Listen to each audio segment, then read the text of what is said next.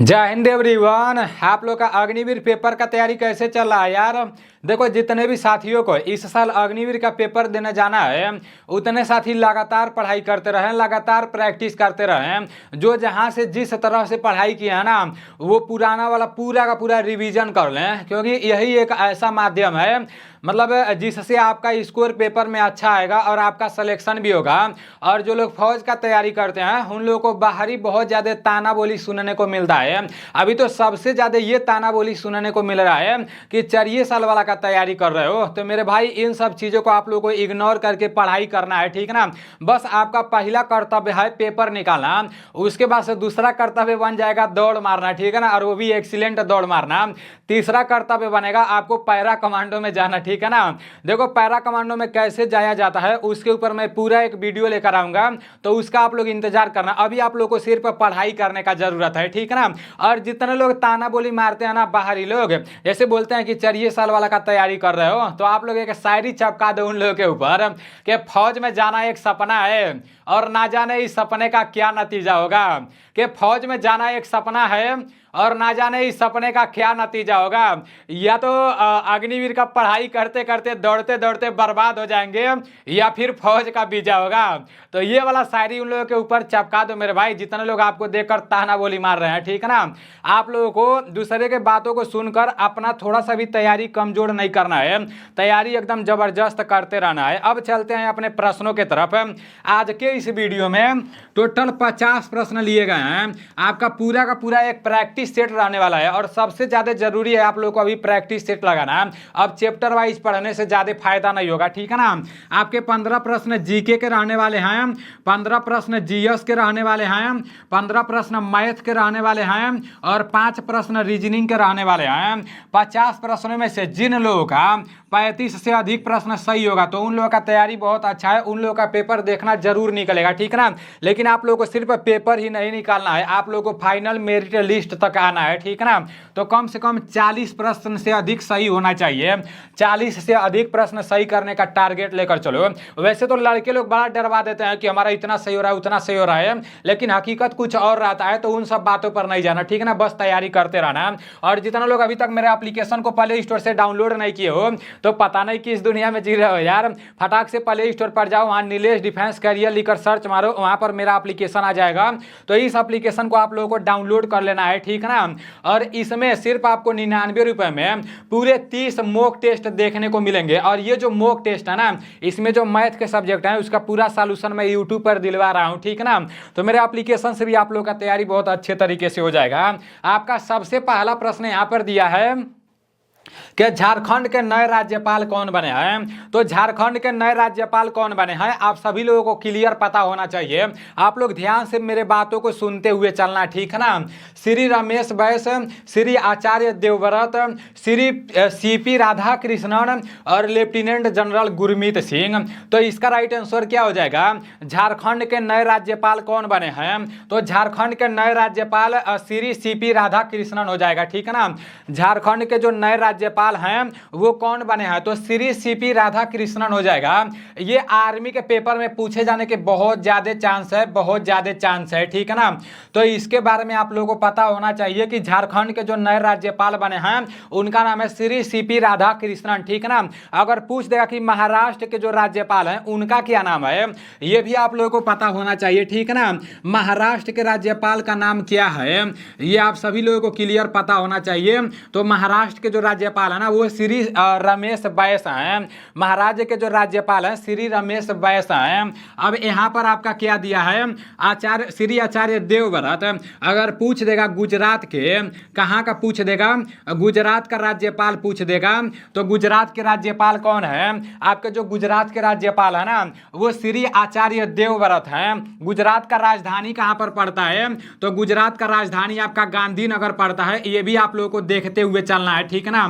क्योंकि इससे रिलेटेड एक प्रश्न जरूर पूछा जाता है। अब यहाँ पर लेफ्टिनेंट जनरल गुरमीत सिंह पूछा गया है, इनके बारे में अगले साल भी पूछा गया था, ठीक है ना। ये आर्मी से हैं लेफ्टिनेंट जनरल गुरमीत सिंह, लेकिन प्रेजेंट टाइम में ये किस राज्य के राज्यपाल हैं? जब भी लेफ्टिनेंट जनरल गुरमीत सिंह का बात आएगा तो ये उत्तराखंड के राज्यपाल हैं, ठीक है ना। ये आप लोगों को पता होना चाहिए। उत्तराखंड में कभी घूमने आऊंगा तो आप लोग घुमा देना, जितने भी भाई उत्तराखंड चमौली जिले से हो, उत्तराखंड रुद्रपुर से हो, तो मेरे भाई मुझे सबसे अच्छा उत्तराखंड में ही लगता है, ठीक है ना। क्योंकि कई बार मैं उत्तराखंड जा चुका हूँ, मुझे बहुत अच्छा लगता है पहाड़ी क्षेत्र। तो आप लोग उधर आऊंगा तो जरूर घुमाना, ठीक है ना। हमारे कुछ दोस्त लोग भी उधर हैं। तो उत्तराखंड के राज्यपाल लेफ्टिनेंट जनरल गुरमीत सिंह है।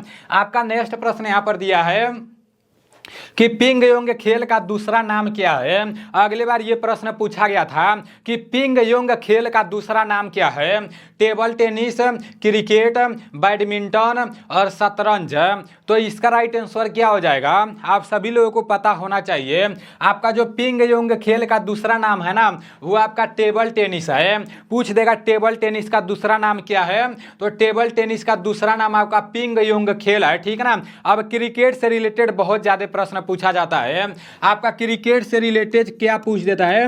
अगले बार पूछा गया था कि दूसरा खेल किससे संबंधित है, तो दूसरा खेल किससे संबंधित है? आपका दूसरा खेल क्रिकेट से संबंधित है। एग्रीकल्चर शॉर्ट पूछ देता है, ठीक है ना। तो ये भी आप लोगों को पता होना चाहिए। एग्रीकल्चर शॉर्ट पूछ देता है, एग्रीकल्चर, ठीक है ना, आधा ल यहाँ पर रहेगा। एग्रीकल्चर शॉर्ट पूछ देता है, ये आप लोगों को पता होना चाहिए। अगले बार पूछा गया था एग्रीकल्चर शॉर्ट का संबंध किससे है, तो एग्रीकल्चर शॉर्ट का संबंध जो आपका है ना, वो आपका क्रिकेट से है। और पूछ देता है कि यहाँ पर पूछ देता है एलबीडब्ल्यू का संबंध किससे है? एलबीडब्ल्यू का संबंध भी आपका क्रिकेट से ही है, ठीक है ना। ये भी आप लोगों को क्लियर पता होना चाहिए। और क्रिकेट में कुल कितने खिलाड़ी होते हैं, ये भी आप लोगों को पता होना चाहिए, ठीक है ना। क्रिकेट में जो पूरे खिलाड़ी होते हैं ना, वो आपके 11 खिलाड़ी होते हैं। क्रिकेट में कितने खिलाड़ी होते हैं, तो क्रिकेट में आपके 11 खिलाड़ी होते हैं। आप सभी लोगों को ये बात पता होना चाहिए। नेक्स्ट प्रश्न की तरफ चलते हैं। आपका नेक्स्ट प्रश्न यहाँ पर क्या दिया है कि बोल्ड कुरुक्षेत्र सैन्य अभ्यास भारत और किस देश के बीच हुआ?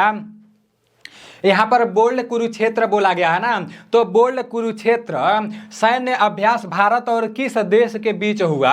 जापान, सिंगापुर, फ्रांस और कजाकिस्तान। तो इसका राइट आंसर क्या हो जाएगा? आप सभी लोगों को पता होना चाहिए कि जो बोल्ड कुरुक्षेत्र सैन्य अभ्यास है ना, वो भारत और सिंगापुर के साथ होगा, ठीक है ना। भारत और सिंगापुर के साथ होगा। अब यहाँ पर जापान दिया है, तो जापान के बारे में भी आप लोगों को पता होना चाहिए कि नहीं? पता होना चाहिए मेरे भाई। मैं आप लोगों को बता दे रहा हूं। यहां पर पूछ देगा कि जीमैक्स 23, ठीक है ना। क्या पूछ देगा? जीमैक्स 23 सैन्य अभ्यास किस देश के बीच हुआ? तो जीमैक्स 23 सैन्य अभ्यास आपका भारत और जापान के बीच हुआ। आप सभी लोगों को क्लियर पता होना चाहिए। और क्या पूछ सकता है? धर्म गार्जियन पूछ सकता है, ठीक है ना। पूछ देगा धर्म गार्जियन सैन्य अभ्यास भारत और किस देश के बीच होता है, तो वो आपका भारत और जापान के बीच होता है। और आपका एक और पूछ देगा, ठीक है ना, वीर गार्जियन पूछ देगा। क्या पूछ देगा? वीर गार्जियन पूछ देगा। तो ये भी आपका क्या हो जाएगा? जो आपका वीर गार्जियन है ना, ये भी आपका भारत और जापान के बीच होता है। जीमैक्स 23 धर्म गार्जियन और वीर गार्जियन भारत और जापान के बीच होता है। अपने दिमाग में बैठा लो, ठीक है ना, दिमाग में बैठा लो। और जब पेपर देने जाना, ये प्रश्न आपके पेपर में आ जाएगा, तो इसको छोड़ना नहीं है, ठीक है ना। इस पर मतलब आप लोगों को सही ट्रिक लगाकर ही आना है। उसके बाद से आपका फ्रिंजेक्स 23 है। मैं आप लोगों को बोला था ना, अभी फ्रिंजेक्स के बारे में भी मैं आप लोगों को बताया था। फ्रिंजेक्स 23 किसके किसके बीच में हुआ? तो आपका जो फ्रिंजेक्स 23 है ना, वो आपका भारत और किसके बीच में हुआ? भारत और फ्रांस के बीच में हुआ फ्रिंजेक्स 23 युद्धाभ्यास, ठीक है ना। तो अपने दिमाग में बैठा लो कि बोल्ड कुरुक्षेत्र सैन्य अभ्यास भारत और सिंगापुर के साथ हुआ। और यहाँ जापान दिया है, तो जीमैक्स 23 धर्म गार्जियन और वीर गार्जियन भारत और जापान के साथ हुआ। फ्रिंजेक्स 23 आपका फ्रांस के साथ हुआ काजिंद सैन्य अभ्यास पूछ देगा। क्या पूछ सकता है? काजिंद सैन्य अभ्यास पूछ सकता है, ठीक है ना। तो ये भी आप लोगों को पता होना चाहिए। मैं आप लोगों को जितना भी बता रहा हूँ उतना अच्छे से पढ़ लो, अपने दिमाग में बैठा लो। अब कुछ लोग अपने दिमाग में बैठाए हुए हैं कि मैं यहाँ से पढ़ाई करूंगा, वहाँ से पढ़ाई करूंगा, तो मेरे भाई वहाँ से पूछा जाएगा, वहाँ से मेरा तैयारी अच्छा हो जाएगा। मैं ये नहीं बोल रहा हूँ कि कोई खराब पढ़ाता है, सब लोग बढ़िया पढ़ाते हैं, लेकिन आप ये अपने दिमाग में ना लाओ कि भाई मतलब जैसे यहाँ से पढ़ाई करूंगा तो मेरा पेपर निकल जाएगा। जब तक आप खुद नहीं पढ़ोगे ना, जब तक ध्यान नहीं दोगे ना, तब तक कुछ नहीं होने वाला है। जो लड़के पेपर निकालने वाले होते हैं वो कहीं से पढ़ के समझकर पेपर निकाल देते हैं, ठीक है ना। कजाकिस्तान यहाँ पर लिखा गया है, काजिंद सैन्य अभ्यास पूछ देगा। क्या पूछ देगा? काजिंद सैन्य अभ्यास, ठीक है ना। काजिंद सैन्य अभ्यास आपका ये हो जाएगा कजाकिस्तान के साथ। भारत और कजाकिस्तान के साथ काजिंद सैन्य अभ्यास हुआ, ठीक है ना। और फ्रांस के साथ पूछ देगा फ्रिंजेक्स 23, ठीक है ना। और जापान के साथ तो मैं आप लोगों को बताया हूँ जीमैक्स 23, धर्म गार्जियन और वीर गार्जियन। ये आपके दिमाग में एकदम गूंजना चाहिए, एकदम रटा हुआ होना चाहिए, ठीक है ना। नेक्स्ट प्रश्न की तरफ चलते हैं। आपका नेक्स्ट प्रश्न है कि झंडा दिवस कब मनाया जाता है? 2023 में पूछा गया था, ठीक है ना। 2023 में मैं खुद पेपर दिया हूं, मेरा खुद इंडियन आर्मी जीडी का पेपर निकला है। दौड़ में भी एक्सीलेंट मारा हूं, और एक बार नहीं कई बार मैं दौड़ मारा हूं, ठीक है ना। तो इस टाइप के प्रश्न पूछे जाते हैं कि झंडा दिवस कब मनाया जाता है? 7 दिसंबर, 1 दिसंबर, 26 जुलाई और 16 दिसंबर। तो इसका राइट आंसर क्या हो जाएगा? इसका राइट आंसर आपका 7 दिसंबर हो जाएगा, ठीक है ना। झंडा दिवस कब मनाया जाता है? तो आपका जो झंडा दिवस है ना वो 7 दिसंबर को मनाया जाता है। दिमाग में बैठा लो, झंडा दिवस 7 दिसंबर को मनाया जाता है। मतलब महीने के लास्ट में, साल के लास्ट में, ठीक है ना। सबसे लास्ट वाला महीना दिसंबर होता है। दिसंबर में आपका जो फेमस है ना वो आपका एड्स दिवस है। पूछ देगा कि राष्ट्रीय एड्स दिवस कब मनाया जाता है? तो जो आपका एड्स दिवस है वो 1 दिसंबर को मनाया जाता है। बार बार पूछा जाने वाला प्रश्न है, ठीक है ना। एड्स दिवस कब मनाया जाता है? तो एड्स दिवस आपका 1 दिसंबर को मनाया जाता है। झंडा दिवस आपका 7 दिसंबर को मनाया जाता है। और कारगिल विजय दिवस पूछ देता है। क्या पूछ देता है? कारगिल विजय दिवस, ठीक है ना। तो कारगिल विजय दिवस कब मनाया जाता है आप सभी लोगों को पता होना चाहिए। आपका जो कारगिल विजय दिवस है ना, कारगिल विजय दिवस आपका 26 जुलाई को मनाया जाता है। यहाँ पर 16 दिसंबर दिया है, 16 दिसंबर दिया है, तो सिर्फ विजय दिवस पूछेगा, ठीक है ना। क्या पूछेगा? अगर विजय दिवस पूछ देगा तो आपका 16 दिसंबर को मनाया जाता है।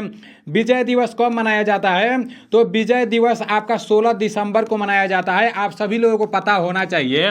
विजय दिवस 16 दिसंबर को मनाया जाता है। कारगिल विजय दिवस 26 जुलाई को मनाया जाता है। एड्स दिवस 1 दिसंबर को मनाया जाता है। झंडा दिवस 7 दिसंबर को मनाया जाता है। साल का लास्ट वाला जो महीना होता है वो दिसंबर होता है। दिसंबर में जो 2 इंपॉर्टेंट बताया हूं ये दोनों आप लोगों को पता होना चाहिए। विजय दिवस भी पता होना चाहिए, ठीक है ना। नेक्स्ट प्रश्न यहाँ पर दिया है कि गणतंत्र दिवस 2024 को भारत के मुख्य अतिथि कौन थे?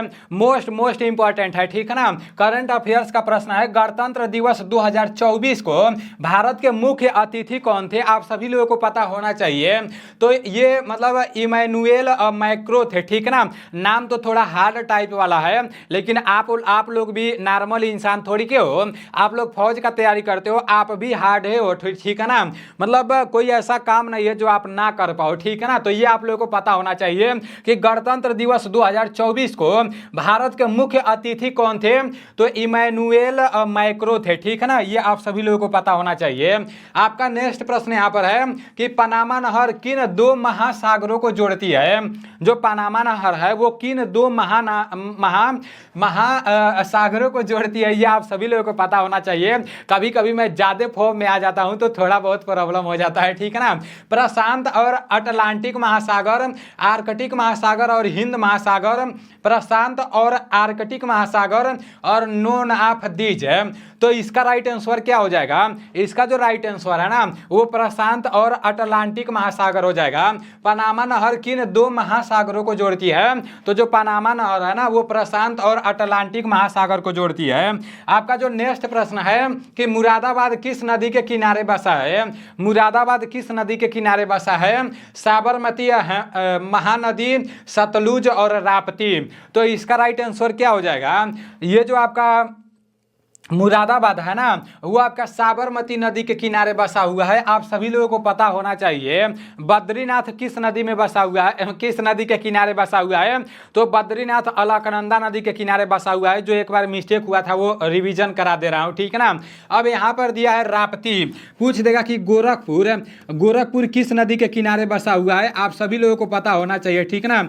अपना जो प्यारा गोरखपुर है वो आपका राप्ती नदी के किनारे बसा हुआ है। कितने साथी गोरखपुर से क्लास करते हो आप लोग कमेंट में जरूर बताना। आप लोग कहां से क्लास करते हो, आज थोड़ा सा टाइम निकालकर कमेंट कर देना कि किस राज्य से हो, किस जिले से हो, ठीक है ना। मैं भी देखूं कि भाई कहां कहां के लोग हमारा वीडियो देखना पसंद करते हैं, क्लास करना पसंद करते हैं। मुझे भी तो पता चलना चाहिए ना, ताकि मैं उस राज्य में जाऊं तो आप लोगों से कांटेक्ट करने का कोशिश करूं। यहां पर है कि एपीएल का पूरा नाम क्या है। अब देखो 2023 में जितना भी पूरा नाम पूछा गया था, फुल फॉर्म में पूछा गया था, वो सारी चीजें आज मैं आप लोगों को करा दे रहा हूं, ठीक है ना। एक ही जगह करा दे रहा हूं। आपका जो एपीएल है ना, इसका जो फुल फॉर्म होता है तो ये होता है एबव पावर्टी लाइन होता है, ठीक है ना। Above poverty line is right answer. APL का फुल फॉर्म होता है एबव पावर्टी लाइन। अब यहाँ पर देखो, यहाँ पर पूरा फुल फॉर्म लिखा गया है और ये पूरा का पूरा 2023 वाला है, ठीक है ना। ज़्यादा दिन वाला नहीं है, 2023 वाला ये पूरा है। तो इसको आप लोग अपने कॉपी में लिख लो। और जितने लोग मेरे एप्लीकेशन को डाउनलोड किए हो, मेरे एप्लीकेशन से पढ़ाई कर रहे हो, तो उसमें ये पूरा आप लोगों को मिल जाएगा। और जितने लोगों को मेरे एप्लीकेशन के बारे में कुछ भी नहीं पता है, तो फटाक से पहले जाओ प्ले स्टोर पर Nilesh defence career application download करो, वहाँ रजिस्टर करके आईडी पासवर्ड बना लो। वहाँ पर आप लोगों को मतलब अग्निवीर का जैसे सिर्फ 99 रुपये में पूरा 30 मॉक टेस्ट देखने को मिलेंगे और फ्री में मतलब प्रीवियस ईयर वाला पूरा जीके जीएस का प्रश्न देखने को मिल जाएगा।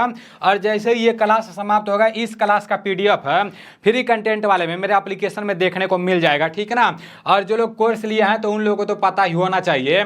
आपका जो डीआरडीओ होता है, डीआरडीओ का फुल फॉर्म होता है डिफेंस रिसर्च डेवलपमेंट ऑर्गेनाइजेशन, ठीक है ना। जो आर्मी का गोला बारूद रहता है वो डीआरडीओ के माध्यम से ही बनाया जाता है।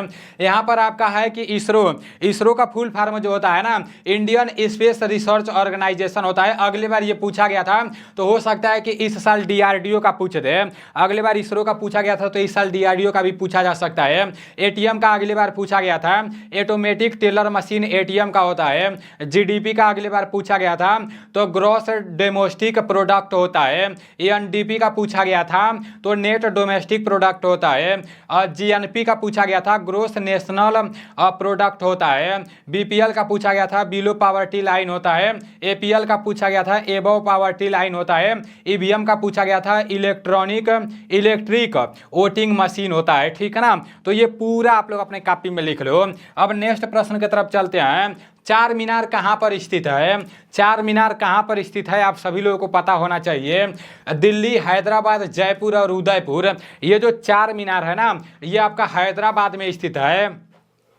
अब चार मीनार से कुतुब मीनार भी आ जा रहा है। जब पूछ देगा कि कुतुब मीनार कहाँ पर स्थित है, तो कुतुब मीनार कहाँ पर स्थित है आप सभी लोगों को पता होना चाहिए, ठीक है ना। जो आपका कुतुब मीनार है ना, वो आपका दिल्ली में स्थित है।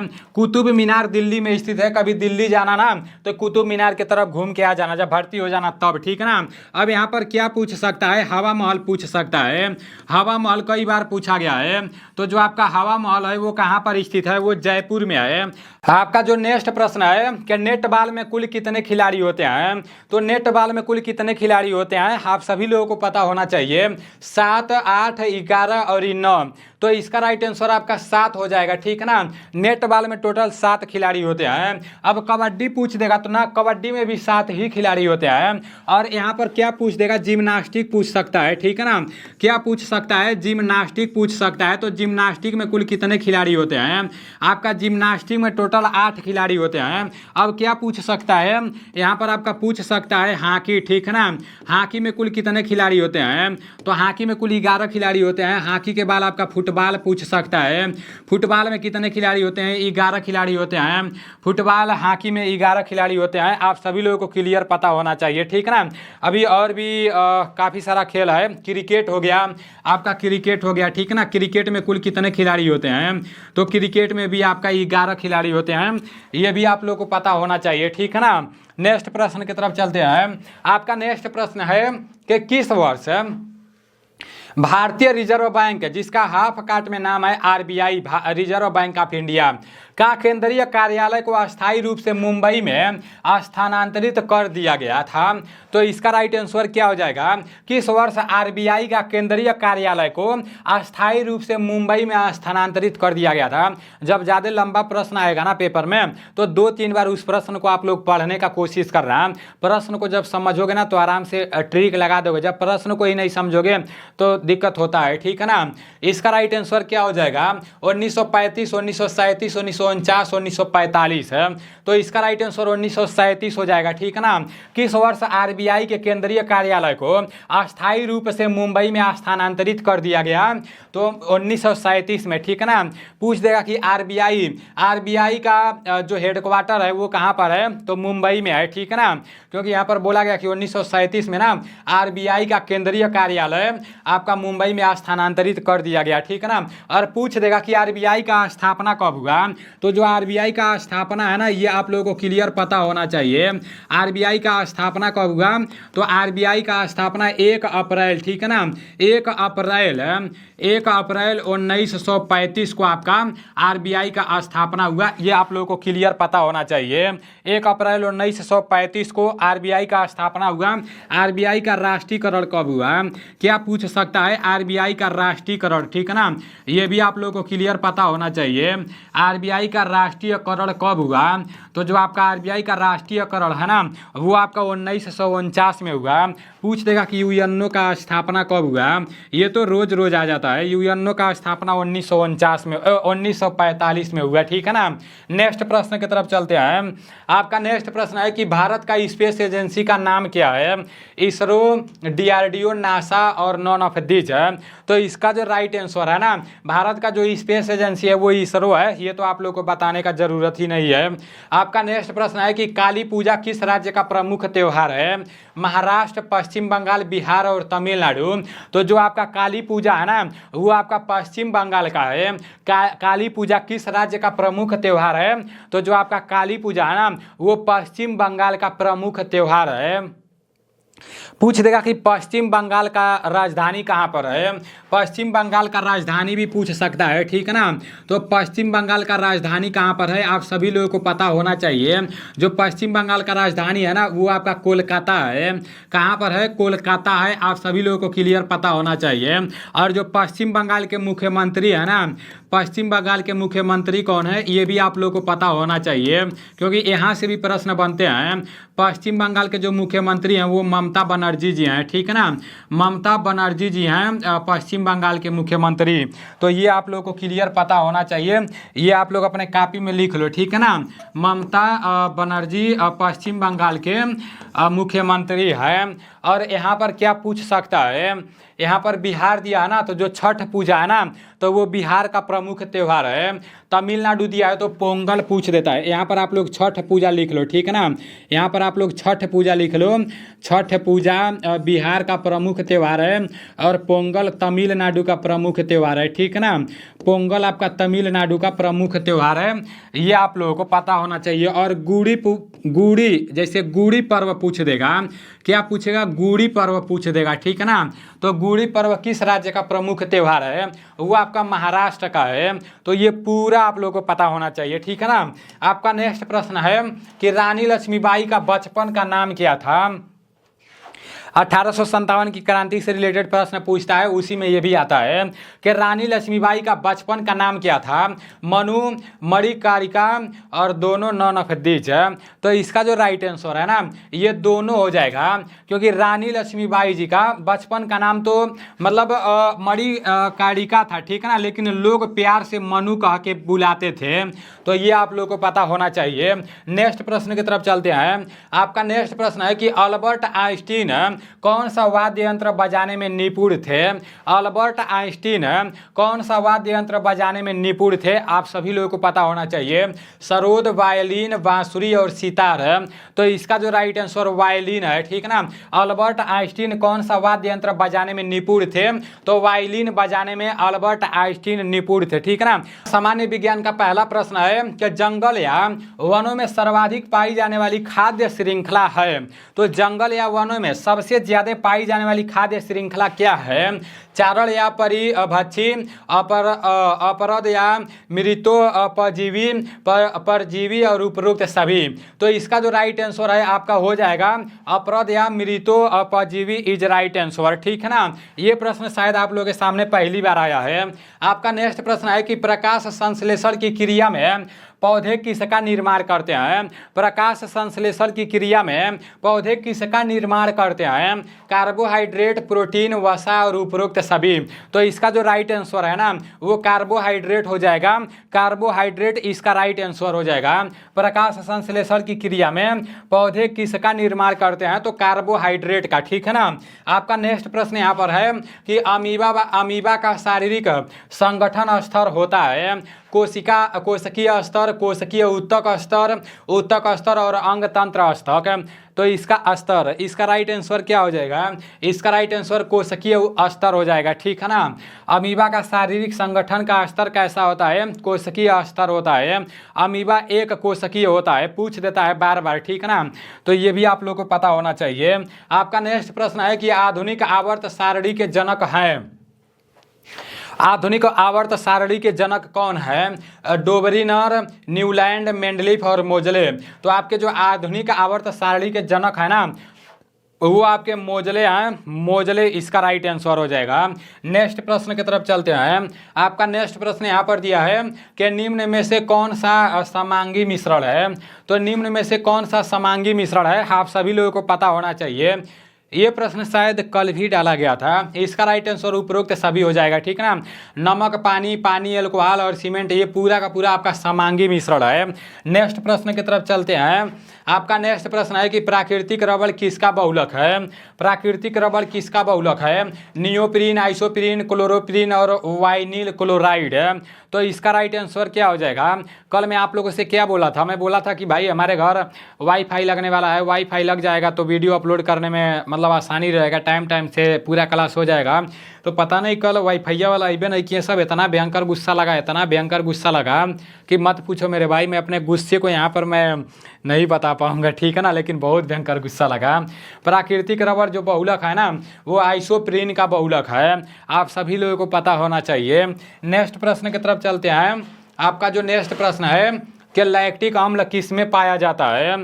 सेव में, पपीता में, दही में और टमाटर में। तो मैं आप लोगों को बताया ही हूँ लैक्टिक अम्ल दही में पाया जाता है। कल मैं आप लोगों को बताया था, ठीक है ना। आपका जो नेक्स्ट प्रश्न है कि कार्बोहाइड्रेट की सर्वाधिक मात्रा किस में होती है? कार्बोहाइड्रेट की सबसे ज़्यादा मात्रा किस में होती है? चना में, चावल में, गेहूं में और मक्का में। तो इसका जो राइट आंसर है चावल हो जाएगा, ठीक है ना। कार्बोहाइड्रेट का सबसे ज़्यादा मात्रा चावल में होता है। आप सभी लोगों को पता होना चाहिए।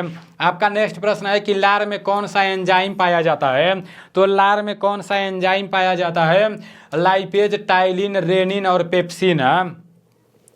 लार में आपका जो एंजाइम होता है ना वो टाइलिन एंजाइम पाया जाता है। आप सभी लोगों को पता होना चाहिए लार में टाइलिन एंजाइम पाया जाता है। नेक्स्ट प्रश्न की तरफ चलते हैं।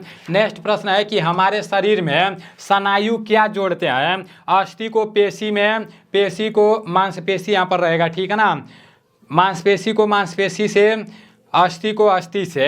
तो इसका राइट आंसर क्या हो जाएगा? इसका राइट आंसर अस्थि से हो जाएगा। अस्थि को अस्थि से हो जाएगा। हमारे शरीर में जो स्नायु होते हैं ना वो अस्थि से अस्थि को जोड़ते हैं। अस्थि मतलब हड्डी होता है, ये आप लोगों को क्लियर पता होना चाहिए, ठीक है ना। अस्थि मतलब क्या होता है? तो हड्डी होता है, हड्डी, ठीक है ना। अस्थि मतलब आपका हड्डी होता है, ये आप लोगों को क्लियर पता होना चाहिए। नेक्स्ट प्रश्न की तरफ चलते हैं। आपका नेक्स्ट प्रश्न यहाँ पर क्या दिया है? नेक्स्ट प्रश्न बड़ा तेज उड़ रहा है। यहाँ पर दिया है कि शरीर में रक्त कहाँ शुद्ध होता है? ये 2019 में पूछा गया था, ठीक है ना। बनारस शहरों में ये पूछा गया था। शरीर में रक्त कहाँ शुद्ध होता है? हृदय में, फेफड़ा में, गुर्दा में और यकृत में। तो इसका राइट आंसर आपका गुर्दा में हो जाएगा, ठीक है ना। शरीर में जो रक्त शुद्ध होता है ना वो गुर्दा में होता है। आप सभी लोगों को क्लियर पता होना चाहिए। आपका नेक्स्ट प्रश्न यहाँ पर है कि यक्ष आकार की ग्रंथि है, यक्ष आकार की ग्रंथि है पीयूष, थायराइड, हाइपोथैलेमस और थाइमस है। तो इसका जो राइट आंसर होगा वो थायराइड हो जाएगा। यक्ष आकार की जो ग्रंथि है वो थायराइड है, ठीक है ना। नेक्स्ट प्रश्न की तरफ चलते हैं। आपका जो नेक्स्ट प्रश्न है हीमोग्लोबिन किस में पाया जाता है? तो हीमोग्लोबिन किस में पाया जाता है? आप सभी लोगों को पता होना चाहिए, रक्त में, त्वचा में, रक्त में, अस्थियों में और बालों में, तो इसका जो राइट आंसर रक्त में हो जाएगा, ठीक है ना। हीमोग्लोबिन आपका रक्त में पाया जाता है। हीमोग्लोबिन किस में पाया जाता है? तो हीमोग्लोबिन रक्त में पाया जाता है। नेक्स्ट प्रश्न की तरफ चलते हैं। देखो, सामान्य विज्ञान का तो एकदम खटाक खटाक मैं आप लोगों को करा देता हूँ, थोड़ा सा भी टाइम नहीं लेता हूँ, लेकिन अभी टाइम नहीं है ना, नहीं तो मैं पूरा चैप्टर वाइज पूरा क्लास चलवाया होता। टाइम है ये नहीं है। यहाँ तंत्रिका तंत्र को कितने भागों में बांटा गया है? 2, 3, 4 और 5 है, तो इसका राइट आंसर आपका 3 हो जाएगा। तंत्रिका तंत्र को कितने भागों में बांटा गया है? तो तंत्रिका तंत्र को 3 भागों में बांटा गया है, ठीक है ना। तंत्रिका का शक्ति ग्रह किसे कहा जाता है? माइटोकॉन्ड्रिया, राइबोसोम, गाल्गी और लाइसोसोम। तो इसका जो राइट आंसर है ना, वो आपका माइटोकॉन्ड्रिया हो जाएगा। कोशिका का शक्ति ग्रह माइटोकॉन्ड्रिया को कहा जाता है। देखो जय हिंद भाइयों, अभी आप लोगों का जीके जीएस का क्लास समाप्त हुआ है, जिसमें से 30 क्वेश्चन आप लोगों ने देखा है नीलेश सर के द्वारा। अब मैथ का 15 क्वेश्चन देखेंगे, जो नीलेश डिफेंस करियर ऐप में मॉक टेस्ट दिया गया उसी का सोल्यूशन दिया जा रहा है। 20वां यह है, 20वां का सोल्यूशन। और पहला क्वेश्चन हम लोग देखेंगे। यह दिया है 1505%। 1500 यहाँ काम आ रहेगा। 1505% की वार्षिक दर से 1800 कितने वर्ष में हो जाएंगे? अच्छा, 1500 क्या दिया है? कोई हमारा धन है, जो हमारे पास धन है वह कितना दिया है? 1500। और 5% वार्षिक दर से कितने साल में 1800 रुपया हो जाएगा, यही ना। तो हमसे ये देखिए, हमारा धन दिया है, इसे मूलधन कहते हैं। मूलधन कितना दिया है बाबू? मूलधन को पी कहते हैं। पी बराबर दे दिया है हमारा, कितना दे दिया है? 1500, ठीक है, 1500। और मिश्रधन दे दिया है। मिश्रधन क्या होता है? ए। मिश्रधन दिया है ए, कितना दे दिया है? ए दे दिया है 1800। तो ब्याज हमें निकालें तो ब्याज कितना हो जाएगा? ब्याज हो गया 1800 में से 1500 घटा तो 300 हमारा ब्याज हो गया। ये हमारा क्या हो गया? ब्याज। अब ब्याज एसआई सिंपल इंटरेस्ट साधारण ब्याज बराबर पढ़े हैं। पी क्या है? मूलधन है। आर क्या है? दर है। टी क्या है? समय है, बटे 100। और एसआई ब्याज कितना निकला है? 300 बढ़ रहा है। मूलधन 1500 दिया है, 1500 कर दिए। और आर हमें दिया है कितना %? 5%, तो 5 कर दिए। कितने साल में नहीं पता है, बटे 100 हो गया। अब यहाँ से देखिए, सिंपल क्या करना है? काट देना है। 1 0 2 0, तो 2 0 से 2 0 यह कट गया। नीचे 100 खत्म हो गया। अब 15 से इसको काट दिए तो 15 दूना 30, और 1 0 है तो 20, और 5 से इसको काट दिए तो 5 चौको 20। तो टी बराबर कितना आ गया? 4 वर्ष। यह क्या है? टाइम है। टाइम वर्ष में होता है 4 वर्ष। ऑप्शन नंबर हमारा सी मिल रहा है, तो यह सी आंसर हो जाएगा। क्लियर है? अगला क्वेश्चन देखिए। कह रहा है राम ने 4 रुपए के 6 की दर से संतरे खरीदा और 6 रुपए के 5 की दर से बेच दिया, तो लाभ प्रतिशत। ये देखिए यहाँ रहेगा, थोड़ा नीचे आ गया, टाइपिंग में मिस्टेक हुआ है, लेकिन समझ लीजिए। तो क्या करेंगे, इसको यहाँ लिख दिए वस्तु, पहले रुपए लिखेंगे, लिख दिए यहाँ रुपए, और क्या लिख दिए? वस्तु। रुपए और वस्तु का अनुपात में हम देखेंगे तो क्या दिया है? 4 रुपए के कितना वस्तु खरीद रहा है? 6 वस्तु खरीद रहा है। फिर 6 रुपए का कितना वस्तु खरीद रहा है? 5 वस्तु खरीद रहा है। अब इसका क्या करेंगे, हमेशा इसमें क्रॉस मल्टीप्लाई करके निकालते हैं। इसका इसमें गुणा कर दिए तो कितना हो गया? 5 चौको 20, यह रुपए हो गया, यह हो गया 6 छके 36, यह हमारा क्या हो गया? वस्तु हो गया। तो अब यहाँ देखिए, यह हमारा क्रय मूल्य है, CP है, यह हमारा विक्रय मूल्य क्या है? SP है। और यहाँ से लाभ यदि प्रॉफिट पूछे तो आप ही बताइए, 20 की कोई सामान खरीदे और 36 में बेच दिए तो आपको प्रॉफिट हो रहा है कि नहीं? कितने का हो रहा है? 16 का। यह हमारा प्रॉफिट है, लाभ है। तो हमसे लाभ प्रतिशत पूछ रहा है। देखिए लाभ प्रतिशत, जब भी लाभ प्रतिशत पूछे तो क्या करेंगे? 16 लाभ हो गया बट्टे क्रय मूल्य CP कितना है? 20 गुणे क्या हो जाएगा? 100। यहाँ से 0 कैंसिल हो गया, इसको यहाँ से काट दिया तो कितना हो गया? 8 दूना 16, और इसका गुणा कर दिया तो 80%। सीधा सीधा हमारा आंसर आ गया 80%। और ऑप्शन नंबर कौन सा मिल रहा है? सी। आगे देखिए, कह रहा 2 संख्याओं का अनुपात 2:3 है, इसका मौसा ज्ञात कीजिए। देखिए अनुपात जब दे दें पहली संख्या और दूसरी संख्या का अनुपात कितना दे दिया है, 2:3 दिया है। और इसका मौसा दे दिया है, तब संख्या पूछे तो मौसा का इसमें क्या करते हैं, हमेशा HCF छिपा रहता है इसमें। HCF इंटू संख्या होता है, ये भी HCF इंटू संख्या होता है। तो HCF यहाँ दे दिया है तो लिख देंगे 12 गुणे 2 और यहाँ भी लिख देंगे 3 गुणे 12। तो 12 दूना 24 हो गया और 12 तिहाई कितना हो गया, 36। इस तरह से हमारा आंसर हो गया 24/36। ऑप्शन नंबर क्या हो गया, 4। क्लियर है। अब कह रहा है एक चारगाह में 40 गायों को 20 दिन चराने का खर्च 740 रुपये है। 222 रुपये में 20 दिन तक कितनी गाय चराई जा सकती है। इसके लिए देखिए वही कार्य वाला जो है MDH वाला वही फार्मूला लगाएंगे। यम देखिए गाय की संख्या कितने दिया है, 4, और क्या दिया है, कितने दिन, 20 दिन तक चरा रहा है। कितना रुपया खर्च कर रहा है, 740 रुपये खर्च कर दिया।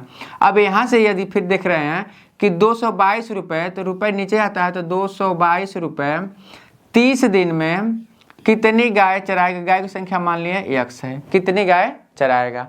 अब यहाँ देखिए 0 से इस 0 को काट दिए और इस 0 से इस 0 को काट दिए। अब देखिए 74, इसमें कितना करेंगे, 3 का गुणा कर दिए तो 74 तिया यह कट गया और 3 से यह 3 कट गया, बचा कितना, 4 दूना 8। तो 8 हो गायों को आराम से ये चरा लेगा। ठीक है, X की वैल्यू कितना हो गई, 8।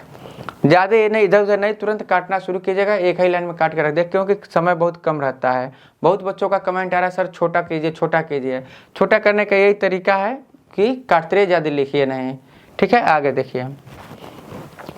कह रहा है रोहित ने एक वस्तु 5000 रुपये में खरीदकर 20% के लाभ पर मोहित को बेच दिया। वस्तु का विक्रय मूल्य ज्ञात कीजिए। हमसे क्या पूछ रहा है, विक्रय मूल्य को हम क्या कहते हैं, ESP कहते हैं। क्या कहते हैं, ESP इक्वल टू होता है CP into R plus 100/R होता है, 100 होता है।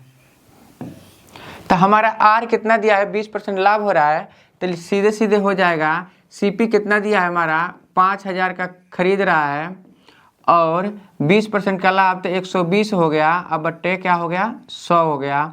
यहाँ 1 0 से 1 0 कट गया, 12×5 इस 0 से यह 0 कट गया, 12×5 कितना हो गया, 60। 6000 रुपये हमारा हो गया और ऑप्शन नंबर हमारा C मिल रहा है। क्लियर है। अब देखिए कह रहा है 5000 का 10% की दर से 2 वर्ष का चक्रवृद्धि ब्याज। अब देखिए 10% दिया है, 10% को यदि हम फ्रैक्शन में लिखें तो क्या लिखेंगे बाबू, 10/100 यही लिखेंगे। यहाँ 0 से 0 एक कट गया तो क्या मिला, 1/10। अब इसको हम अनुपात में लिखे, कितने वर्ष से पूछ रहा है, 10% इसका निकालेंगे तो कोई भी वस्तु है तो 10 से कितना हो जाएगा, ये प्लस हो जाएगा, 11 हो जाएगा। तो पहले साल 10 से क्या हो गया, 11। फिर दूसरे साल भी 10 से क्या हो गया, 11। और अब इसको हम रेशियो निकालेंगे। यहाँ ध्यान से देखिएगा, 10 का जब 10 में मल्टीप्लाई किए तो हमारा 100 हो गया और 11 का 11 में मल्टीप्लाई किए तो 121 हो गया।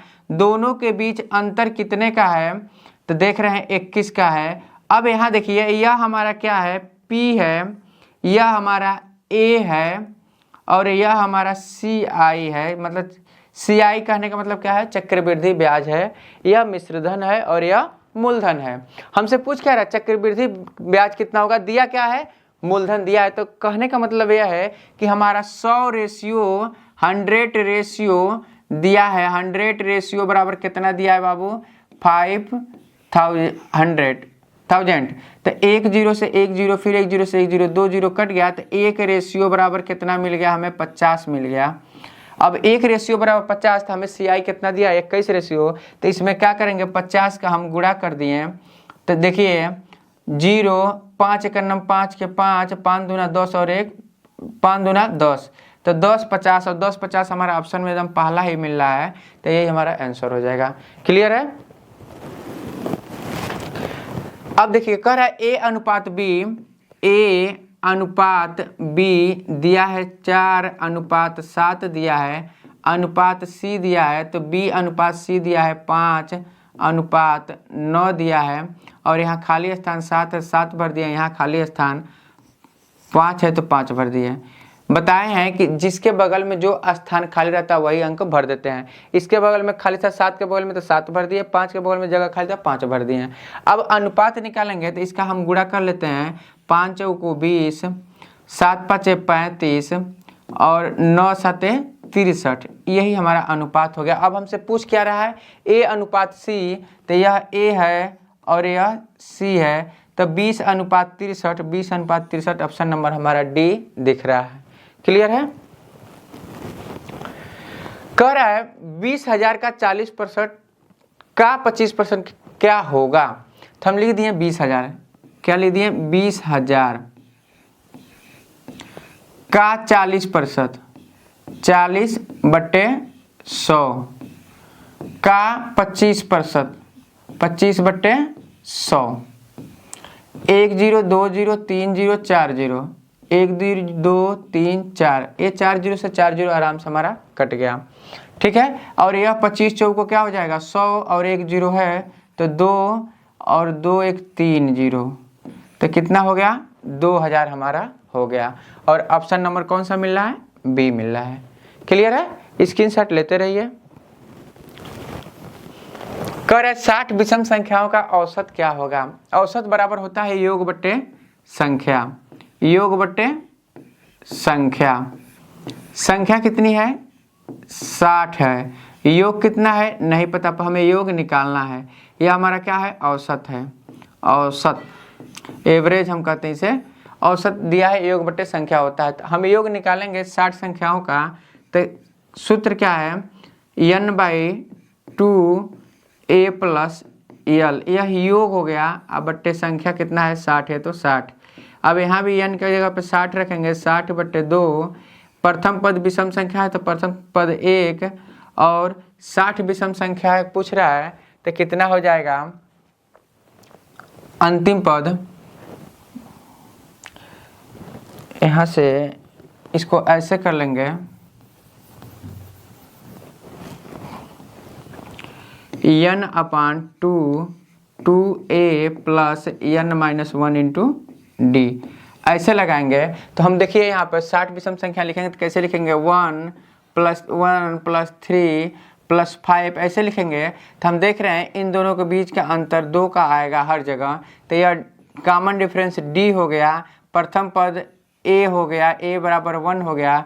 पदों की संख्या n हमें 60 दिया ही है, तो इसी पे लगा लेंगे। हम क्या लिख देंगे हाई बट्टे 60 हो जाएगा। तो यहाँ से लिखेंगे तो 60/2 × 2 × a 1 है प्लस 60 - 1 कितना हो जाएगा 59 गुणे d का मान कितना है 2/60।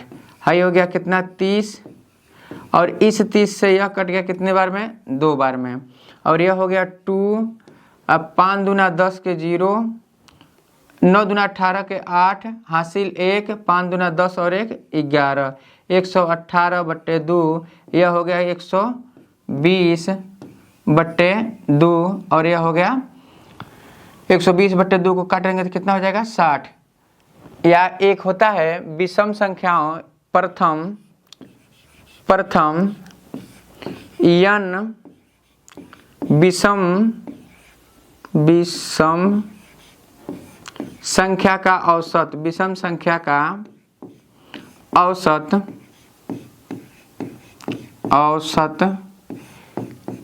n होता है। ठीक है। यदि 60 का पूछेगा तो सीधे 60 मार देंगे। यहाँ 60 पूछ रहा है 60 विषम संख्याओं का, तो आंसर सीधे 60 मार देंगे।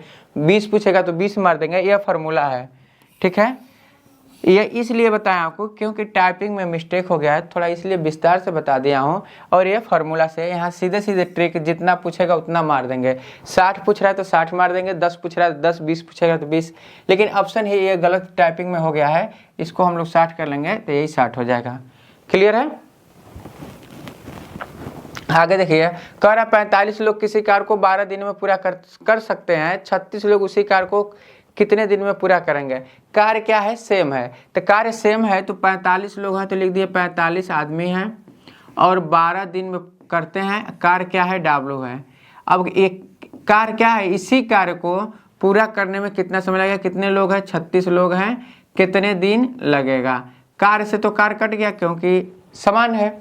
और यहाँ देखिए 12 तिहाई क्या हो जाएगा 36, और 3 से इसको कर दिया तो 9, 3 एक नम 3, और दिया था 1 15, 3 5 15, 15 तिहाई 45, तो डी बराबर कितना आ गया 15 दिन आ गया। और ऑप्शन में हमारा दिख रहा है पहला नंबर एकदम 15 दिन में क्लियर हो जाएगा। कह रहा है ए और बी एक काम को 36 दिन में करते हैं, बी और सी 24 दिन में। देखिए यहाँ देखिए ए और बी जो हैं, ए और बी किसी कार्य को मिलकर कितने दिन में कर रहे हैं 36 दिन में। बी और सी इसी काम को कितने दिन में कर रहे हैं 24 दिन में। और सी और ए इसी काम को कितने दिन में कर रहे हैं 18 दिन में। इन तीनों का यदि एलसीएम ले लिए तो कितना हो जाएगा 72 हो जाएगा, 72 हो जाएगा। ये एलसीएम है, इसे कहते हैं कुल कार्य। क्या कहते हैं कुल कार्य हो गया। अब इन दोनों का यदि हम क्षमता निकालें, यह क्षमता है, क्षमता निकालें तो कितना हो जाएगा 36 दूना 72, 24 तिया 72 और 18 चौको 72। अब इन सब की क्षमता हम निकाल रहे हैं तो 4 3 7 2 9 हो गया। और यहाँ देख रहे हैं ए और ए कितनी बार आया है, ए यहाँ भी है यहाँ भी है, तो 2a, तो 2 कॉमन ले लिए तो a प्लस बी प्लस सी बराबर कितना हो गया 72। तो यहाँ से हम क्या करेंगे, ये क्षमता 2 लोगों की है तो इस क्षमता को हम क्या करेंगे आधा कर देंगे, तो 9/2 a plus B plus C is equal to क्या हो जाएगा 72 हो जाएगा। और यह इसके कहाँ जाएगा, तीनों एक साथ मिल के काम कर रहे हैं तो कितने दिन में पूरा करेंगे, तो 72 2 ऊपर चला गया और 9 क्या हो गया नीचे आ गया। तो क्या हो गया 8 9 72, 8 बार में कट गया और 8 दूना 16, दोनों मिलके 16 दिन में काम को क्या करेंगे पूरा कर देंगे। और ऑप्शन नंबर हमारा कौन सा मिल रहा है, बी मिल रहा है। 8 दिन में आराम से तीनों मिलके क्या कर लेंगे काम को पूरा कर लेंगे। करा 3 क्रमागत छूट 20%, 60% और 50% के समतुल्य बट्टा बताइए। समतुल्य बट्टा पूछ रहा है तो पहले हम क्या बताएं, इन दोनों का हम एक्स प्लस माइनस कर लेंगे। छूट है तो -20%, -40%, आप माइनस गुणे माइनस क्या हो जाएगा प्लस 20 गुणे 40 बट्टे 100। यहाँ से 2 0 से 2 0 आराम से कट गया, 4 दूना 8 -60 प्लस 8, -60 प्लस 8 हो गया। 60 में से 8 घट गया तो क्या बचा -52% बच गया। ठीक है, अब एक 50% और छूट मिला तो उसको भी ऐड करें तो क्या लिखेंगे -52% -50%, माइनस गुणे माइनस फिर प्लस 52 गुणे 50 बट्टे 100। तो यह हो गया 50 दूना 600 और 2 से इसको काट दिए तो 2 दूना 4 और 1 12 और 2 छक्के 12, 26 दूना 52 ये भी कर सकते हैं। अब यह जोड़ दिए तो क्या हो गया 102% माइनस का हो गया अब प्लस 26% प्लस का हो गया। 12 में से 6 घटा तो कितना बचा 6 बचा, यहाँ 9, 9 में से 2 घटा तो कितना हो गया 7, 76% हमारा छूट आएगा। और ऑप्शन नंबर कौन सा मिल रहा है, बी मिल रहा है, 76% छूट मिल जाएगा। कह रहा है एक ट्रेन 200 मीटर की दूरी को 15 सेकेंड में पार करती है तो ट्रेन की चाल बताइए। चाल यहाँ देखिए किलोमीटर पर सेकंड में दिया है और यह मीटर में दिया है और दूरी भी सेकंड में दिया है। तो हम पहले मीटर पर सेकंड में स्पीड निकाल लेंगे। तो क्या होता है, चाल हमें पूछ रहा है तो चाल बराबर होता है दूरी बटे समय। चाल इज इक्वल टू दूरी बटे समय। दूरी कितना दिया है 200 मीटर और समय दिया है 15 सेकेंड, तो यह हो गया मीटर प्रति सेकेंड। अब इसको बदलना है किसमें, हम किलोमीटर प्रति घंटा में, तो लिख देंगे 200 मीटर को किलोमीटर में बदलेंगे तो 18 ऊपर हो जाएगा, 5 नीचे हो जाएगा और यह 15 हो गया। ठीक है, अब यहाँ से काटेंगे तब 3 5 15 हो गया और 3 6 क्या हो गया 18 हो गया और 5 चौको 20 हो गया, 5 चौको 20 40 हो गया। फिर 5 से काट दिए तो 8 × 40, 8 हो गया, और 8 छके 48, तो 48 किलोमीटर प्रति आवर्स ये हमारा क्या हो गया, स्पीड हो गया। और ऑप्शन नंबर क्या हो गया, पहला मिल गया, किलोमीटर प्रति घंटा में। क्लियर है। कह रहा है 0.002। अब देखिए कितने अंक तक अधिकतम है, 4 अंक तक है। तो देखिए अब यहाँ सबको 4 अंक तक करेंगे, तो पहले इसको लिख रहे हैं 0.0002, इसको लिख लिए हैं। अब इसको लिखना है तो 3 अंक तक है, तो 0 पॉइंट कितने जीरो है आगे, 2 जीरो और फिर 2 1 जीरो हम अपने पास से बढ़ा लिए हैं, क्योंकि दशमलव के बाद जीरो बढ़ाते रहे, कोई दिक्कत नहीं है। फिर अब इसको भी लिख लिए। अब इसको लिखना है तो 0.02, अब 2 अंक खाली है तो दोनों में जीरो हम का किए भर लिए हैं। अब यहाँ से जोड़े तो ये भी 2, ये भी 2, ये भी 2 और यह 0.0। और ऑप्शन नंबर में देख लीजिए कौन सा दिख रहा है, ऑप्शन नंबर एकदम बिल्कुल पहला दिख रहा है कि 0.002 क्या कि मान कितना हो गया। कर है समीकरण 2x² 4x = 30 के मूल क्या होंगे। इसके मूल पूछ रहा है। मूल निकालने के लिए हम क्या करेंगे, देखिए 2x² है प्लस 4x है, इसको इधर ले आए तो -30 बराबर 0। घटा के कितना लाना है, 4 लाना है, और गुणा करने पे कितना आना चाहिए, 60 आना चाहिए, यही ना। चाहे तो इसे और छोटा कर सकते हैं, ये हो गया x², यह हो गया प्लस 2x, यह हो गया -15 = 0। अब 15 को आराम से हम कर सकते हैं 5 × 3, 5 और 3 हो गया। अब यहाँ प्लस है तो बड़ी वाली संख्या को क्या कर देंगे, प्लस कर देंगे, छोटी वाली को क्या कर देंगे, माइनस कर देंगे। और पक्षांतर करके उधर ले गए तो क्या होगा, चिन्ह हमारा बदल जाएगा। तो यहाँ पे ऐसे हो जाएगा, 5 × 15 और यह प्लस है तो क्या हो गया, बड़ा वाला माइनस और यह क्या हो गया प्लस, उसका उल्टा हो जाएगा। और यहाँ गुणांक जो भी रहता है भाग देते हैं, लेकिन गुणांक को हम क्या कर लिए, 1 कर लिए हैं। तो इस तरह से हमारा पहला नंबर ऑप्शन मिल गया। यदि इसको और दूसरे तरीका से देखें तो क्या है, x² है प्लस 2x है -15 = 0 है। तो हम इसे ऐसे भी लिख सकते हैं, x² plus 5x plus minus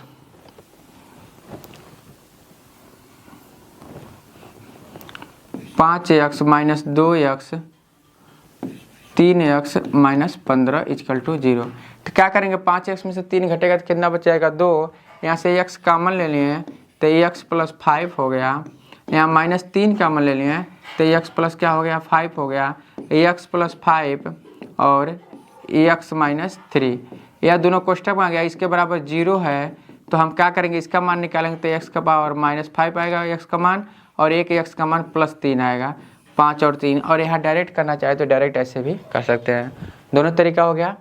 math का इस तरह से 15 क्वेश्चन समाप्त हो गया। अब 5 क्वेश्चन रीजनिंग का है जो नीलेश सर आएंगे पढ़ाएंगे आपको। ये जय हिंद भाइयों। अभी आप लोगों के 15 प्रश्न जीके के समाप्त हो चुके हैं, 15 प्रश्न जीएस के समाप्त हो चुके हैं और 15 प्रश्न मैथ के समाप्त हो चुके हैं। अब रीजनिंग को तोड़ फोड़ के रख देते हैं। रीजनिंग का ऐसा ही प्रश्न आपके पेपर में पूछा जाएगा, आप सभी लोग 5 में से 5 रीजनिंग कर दोगे, ठीक ना। बस थोड़ा सा दिमाग लगाओगे तो आपका यहाँ पर 46वां नंबर प्रश्न दिया है कि माधुरी रमानी की बड़ी बहन है, माधुरी के पिता की बहन का रमनी से क्या संबंध है। ब्लड रिलेशन वाला चैप्टर है, ठीक है ना। ब्लड रिलेशन में मैं आप लोगों को क्या बताया हूँ, जैसे यहाँ पर मान लो आप हो, ठीक है ना, और आपके जब पिताजी का नाम आएगा ना तो पिताजी आपसे ऊपर रहेंगे, और आपके बेटे जी का जब नाम आएगा ना तो आपके बेटे जी नीचे रहेंगे। यहाँ पर एक और आप लोगों को एक और बात समझना है, जैसे जब पुरुष होता है ना तो आपका जब पुरुष होता है तो उसे प्लस से प्रदर्शित करते हैं, और जब महिला होता है ना तो महिला आपका किससे प्रदर्शित करते हैं, महिला आपका माइनस से प्रदर्शित करते हैं। तो ये भी आप लोगों को पता होना चाहिए, ठीक है ना। और मान लो भाई बहन दे देगा तो भाई बहन यहाँ पर साइड दोनों हो जाएगा, ठीक है ना, दोनों बराबर हो जाएगा। अगर मान लो जैसे पति पत्नी दे देगा तो वो भी आपका बराबर ही हो जाएगा। तो ये आप लोगों को क्लियर पता होना चाहिए, ठीक है ना। पुरुष वालों को प्लस से प्रदर्शित करते हैं और माइनस से मतलब महिला वालों को प्रदर्शित करते हैं। तो अब चलते हैं अपने प्रश्नों के तरफ। यहाँ पर दिया है कि माधुरी रमानी की बहन है। माधुरी किसकी बहन है? रमानी की बहन है, ठीक है ना। तो यहाँ पर लिख लेते हैं, सबसे पहले हम लोग माधुरी लिख लेते हैं, ठीक है ना। माधुरी किसकी बहन है? रमानी की बहन है। तो रमानी लिख लेते हैं, कोई भी लिखेंगे, रमानी यहाँ पर हो गया। उसके बाद से रमानी की बहन माधुरी है, तो माधुरी यहाँ पर लिख देते हैं, ठीक है ना। यहाँ पर आपका माधुरी लिख देते हैं। ये माधुरी बहन है ना, तो यहाँ पर माइनस रहेगा, क्या रहेगा? माइनस रहेगा। अब बोला जा रहा है कि माधुरी के पिता की बहन का रमानी से क्या संबंध है। अब यहाँ पर माधुरी के पिता बोल रहा है, ये जो माधुरी है ना, इसके पिता यहाँ पर हो जाएंगे। पिता किसी को भी बना लो, यहाँ पर मान लो पी है, तो पिता बना लेते हैं, प्लस से प्रदर्शित करते हैं। बोल रहा है कि माधुरी के पिता की बहन, माधुरी के पिता पी हो गए। अब पिता के जब बहन होंगे तो इनके बराबर में ही होंगे। यहाँ पर बना लेते हैं बहन, मतलब किसी भी अंक को बहन बना लेते हैं, ठीक है ना। क्यू को बहन बना लेते हैं। तो बोला जा रहा है कि बहन का संबंध रमानी से क्या है। यहाँ पर रमानी नीचे दिया है ना, और यहाँ पर आपका जैसे मतलब ये जो माधुरी है, माधुरी के जो पिता हैं, पिता के जो बहन है ना, तो इससे इनका संबंध पूछ रहा है। तो आप लोगों को सिंपल सादा सा देख लेना है कि मान लो ये दोनों बहन है सब, ठीक है ना, माधुरी और रमानी बहन है सब, तो इन दोनों के पिताजी ये हो गए, तो इनकी बहन इसकी बुआ लगेगी, मतलब फुआ लगेगी, ठीक है ना। तो बुआ इसका राइट आंसर हो जाएगा। जब आप लोग ब्लड रिलेशन वाला चैप्टर पूरा बढ़िया से पढ़ोगे तो एकदम आसानी से कर लोगे। यहाँ पर आपका नेक्स्ट प्रश्न दिया है कि उस विकल्प का चयन करें जो तीसरे शब्द से उसी तरह से संबंधित है जिस प्रकार का दूसरा पहला शब्द से संबंधित है। यहाँ पर गर्म दे दिया है, ठंडा दे दिया है और बोलना दे दिया है, ठीक है ना। अभी मैं पहलवान भाई को बुलाना चाहता हूँ, पहलवान भाई फटाक से हमारे पास आ जाओ, ठीक है ना। अभी जैसे 2 प्रश्न मैं करा चुका हूँ, मैं सोच रहा हूँ कि पहलवान भाई थोड़ा थोड़ा मतलब कराते रहे, उसको थोड़ा सा एक्सपीरियंस आ जाए, ठीक है ना। पहलवान भाई आ रहा है तब तक मैं आप लोग को समझा रहा हूँ। यहाँ पर दिया है कि उस विकल्प का चयन करें जो तीसरे शब्द से ठीक उसी तरह से संबंधित है जिस प्रकार का दूसरे शब्द पहला से शब्द से संबंधित है। यहाँ पर गर्म दिया है, ठंडा दिया है और बोलना दिया है। जैसे गर्म का संबंध ठंडा से है, उसी तरह से बोलना का संबंध किससे होगा? पहलवान भाई फटाक से आ जाओ, ठीक है ना। तो गर्म का संबंध आपका ठंडा से दिया है, तो बोलना का संबंध आपका मौन से हो जाएगा, ठीक है ना। मौन इसका राइट आंसर हो जाएगा। अब नेक्स्ट प्रश्न आप लोगों को पहलवान भाई करा रहे हैं, तो देखते हैं आज पहलवान भाई किस टाइप के मतलब बताने का कोशिश कर रहे हैं। अभी तो आने में ही थोड़ा सा पूरा एकदम झाड़ बहार रहे हैं, ठीक है ना। जल्दी आओ, जल्दी आओ फटाक से। तो अब 2 प्रश्न है, देखते हैं आज पहलवान भाई बता पाते हैं कि नहीं बता पाते हैं। वैसे इनका रीजनिंग अच्छा है, ठीक है ना। आओ, रीजनिंग अच्छा है, लेकिन मैं सोच रहा हूँ कि भाई रीजनिंग इसका इतना अच्छा है ना, जैसे सब कुछ ठीक ठाक है, लेकिन बस बता नहीं पा रहा है। तो इसको सोच रहा हूँ कि अभी थोड़ा थोड़ा बताते बताते पूरा बढ़िया से बताने लगे, ठीक है ना। तो देखते हैं आप किस तरह बताता है। जय हिंद दोस्तों, चलते हैं क्वेश्चन के अगला क्वेश्चन पे। दिया है 28 नंबर वाला, श्रृंखला में अगली संख्या ज्ञात कीजिए। तो क्या इसमें होगा? 13, 18, 28, 43, 63। तो सब में देखते हैं कितना प्लस मतलब कितना हुआ है, प्लस कितना हुआ है और माइनस कितना हुआ है, सब में देखते हैं। तो 13 में कितना प्लस किया गया है? 13 से 18 5 प्लस किया गया है इसमें। फिर कितना है? 28। 18 में 28 कितना प्लस किया है? 10 प्लस किया है। फिर इसमें 28 और 43 है, तो इसमें कितना प्लस किया है? इसमें 15 का प्लस किया है इसमें। फिर इसमें देखते हैं 43 है, 63 है, इसमें कितना प्लस हुआ है? 20 का प्लस हुआ है। तो इसमें देखते हैं भाई 5 दिया है, 10 दिया है, 15 दिया है, 20 दिया है। फिर आगे जो 5 प्लस किया है, तो आगे भी 5 प्लस करेगा तो 25 यहाँ हो जाएगा। तो यहाँ क्या होता है? 25 हो जाएगा। जब 25 में 63 को प्लस करेंगे तो कितना हो जाएगा? 25 में कितना हो जाएगा? 8 तो 88 हो जाएगा। तो इसमें देखिए सी ऑप्शन सही है इसमें। चलते हैं क्वेश्चन पे। क्या दिया है? एक कोड में रोप को URS लिखा जाता है, तो पोर्ट को कैसे लिखा जाएगा? तो देखते हैं क्या किया इसमें। पहला नंबर इसको लिख लेते हैं इसमें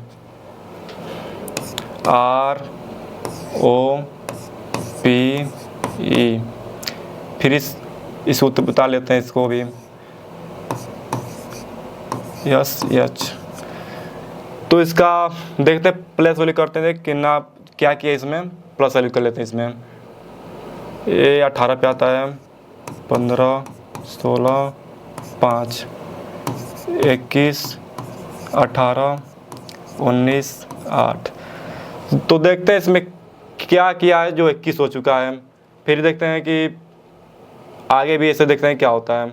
इसमें 18 दिया है, 21 दिया है, तो इसमें क्या हुआ है 3 का प्लस हुआ है, तो इसमें 3 का प्लस कर हो गया है। फिर 15 दिया है, फिर 18 दिया है, इसमें भी 3 का प्लस हुआ है। देखते हैं सब में 3 का प्लस हुआ है। इसमें 16 है, फिर 19 है, इसमें भी 3 का प्लस किया है। फिर 5 है और 8 है, इसमें भी 3 का प्लस किया है। तो देखते हैं सब में 3 का प्लस हुआ है। तो पोर्ट लिखे, जो पोर्ट लिखा है इसमें भी 3 का प्लस करेंगे, देखते हैं क्या होता है। यहाँ लिखे थे PORT, तो 20 P16 पाता है, O15, R18, P20। तो इस सब में 3 का प्लस करेंगे कितना हो जाएगा। जब P में 3 का मतलब 16 में 3 का प्लस करेंगे तो 19 हो जाएगा। 19 पे क्या आता है, यस आएगा। और यहाँ दिया है 15, 15 में 3 का प्लस करेंगे तो 18, 18 पे क्या आता है, आर आ जाएगा। फिर इसमें दिया है 18, जो आर होता है 18 पे आता है। 18 में 3 का प्लस करेंगे तो 21 आ जाएगा। 21 पे क्या आता है, यू आ जाएगा। अब देखते हैं 20, जब 20 में 3 का प्लस करेंगे तो 23 हो जाएगा। 23 क्या आता है, डब्ल्यू आ जाएगा। तो इसका भी सी ऑप्शन सही है भाई। देखिए यहाँ पर जस्ट RUW, सी ऑप्शन सही है यहाँ पे। चलते हैं क्वेश्चन के अगला और लास्ट देखते हैं क्या दिया इसमें। क्वेश्चन चलते हैं क्या दिया इसमें। नीचे दी गई पदों की श्रृंखला में अगला पद क्या होगा। तो देखते हैं क्या दिया इसमें। E2, I12, M72। इसमें तो कोई दिया नहीं जो कि हम लोग अंतर निकाल कर सॉल्व कर सकें, ऐसा कोई नहीं दिया जो अंतर मतलब 12 का अंतर लगाएंगे फिर 2 का अंतर, ऐसा नहीं दिया है। देखते हैं क्या किया इसमें, क्या लॉजिक लगा है। पहला नंबर जो अंक है 2, मतलब अंक को देखते हैं कैसा क्या किया है। 2 है, फिर 12 हुआ है, फिर 72 हुआ है। तो 2 में क्या जोड़े कि 12 हो गया, तो 2 में जोड़े गुणा करें तो 12 हो जाएगा। मतलब 6 सब में देखिए 6, मतलब 2 का पढ़ा 6 में पढ़ेंगे तो क्या नाम है 12 आ जाएगा। जब 12 का पढ़ा 6 में पढ़ेंगे तो 72 हो जाएगा 6 पे। अब 72 का 6 में पढ़ेंगे तो 72 का 6 में पढ़ेंगे तो कितना हो जाएगा 7, 6 पढ़ेंगे तो 12, 43 हो जाएगा। 43 तो मतलब सब में दिया इसमें। तो देखते हैं इसमें अंतर देखते हैं। अब देखते हैं इसमें क्या अंतर आता है। E 5 पे, I 9 पे, फिर M 13 पे। तो इसमें क्या दिया है, अंतर निकाल लेते हैं इसमें का। इसमें कितना अंतर हुआ है, 4 का अंतर हुआ है। फिर 9 में कितना 4 का, इसमें भी 4 प्लस हुआ है। फिर 13 में भी 4 प्लस होगा तो कितना आ जाएगा 17। 17 क्या आ जाता है, Q आता है। तो Q आएगा। तो सी ऑप्शन सही है, इसमें सी ऑप्शन सही है। तो चलते हैं भाई नेक्स्ट वीडियो में। जय हिंद। नेक्स्ट वीडियो में चलते हैं कि नहीं क्या